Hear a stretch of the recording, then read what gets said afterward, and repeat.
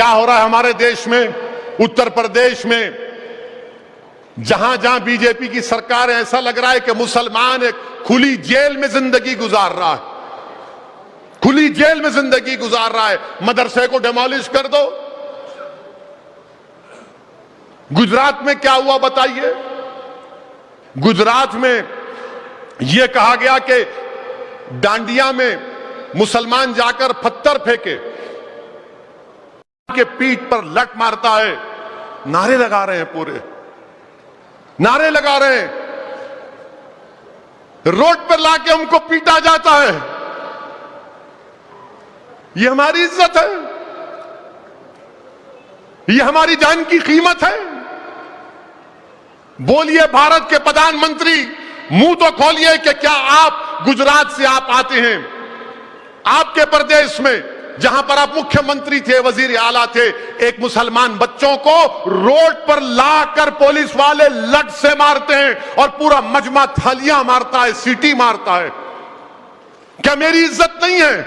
Videography کی جاتی ہے، لٹ سے مارا جا رہا ہے، پیٹا جا رہا ہے۔ کیوں کورٹ کو رکھے؟ کورٹ کو بند کر دو آپ۔ کیوں پولیس کو رکھے؟ پولیس کو بھی ختم کر دو۔ جب آپ ہم کو روڈ پر لا کر مار رہے ہیں، ہماری بے عزتی کر رہے ہیں، اور پورے مجمع کے سامنے لوگ تھالی مار رہے ہیں، سیٹیاں مار رہے ہیں، اور میں بھی ٹیم ہوں، منہ نہیں کھولتا ان لوگوں کا جو تمہارا ووٹ لیتے ہیں، کیونکہ مار پڑ رہی ہے تو مسلمان کو، تم کو تو نہیں پڑ رہی ہے نا۔ مگر جب گجرات کا الیکشن آئے گا تو جب سب منہ کھول کے بولیں گے اویسی کو ووٹ مت دو، اسد سے دور رہو۔ ارے تم دور ہو سکتے ہو، مگر میں اس ملت مظلومہ سے کبھی دور ہونے والا نہیں ہوں۔ جس کسی پر ظلم ہوگا میں اس کے قریب رہوں گا انشاءاللہ تعالی، کیونکہ میں امام حسین کے غلاموں کا غلام، ان کے غلاموں کے پیروں کی دھول بھی نہیں ہوں۔ میں ظالم کا ساتھ نہیں دے سکتا، میں لڑوں گا جب تک زندگی اللہ باقی رکھے گا۔ یہ کوئی ظلم ہے یہ کہ اس طرح کا برتاؤ کہ روڈ پر لا کر لٹھوں سے مارا جا رہا ہے؟ یہ بھارت کی جمہوریت ہے، بھارت کا سمویدھان ہے، بھارت کا سیکولرزم ہے، رول آف لا ہے، فنڈامنٹل رائٹس ہیں، پھر کیا ہے بتاؤ؟ ایک روڈ کے کتے کی عزت ہے، مسلمان کی عزت نہیں ہے۔ تم روڈ پر لا کر سرے بازار مجھے پیٹتے ہو، مگر مارنے والوں مارو، یاد رکھو تم حضرت بلال کو نہیں جانتے۔ حضرت بلال کو بھی مکے کی سرزمین پر اس وقت کے تمہاری طرح ظالم لوگ حضرت بلال کے پیٹھ پر گرم گرم پتھر رکھ دیتے تھے، اور حضرت بلال پکار کر کہتے تھے احد احد احد، تم ہم کو مار رہے، ہم بھی احد احد کہیں گے۔ ارے وقت تمہارا ہے نا، ایک دن ہمارا بھی وقت آئے گا، مگر ہم تمہارا تیرے ظلم کا جواب ظلم سے نہیں کریں گے۔ ہم ظلم کا جواب ظلم سے نہیں کریں گے۔ تمہارے پاس ستہ ہے، تمہارے پاس طاقت ہے، تم طاقت میں ڈوب کر ظالم بن چکے ہو۔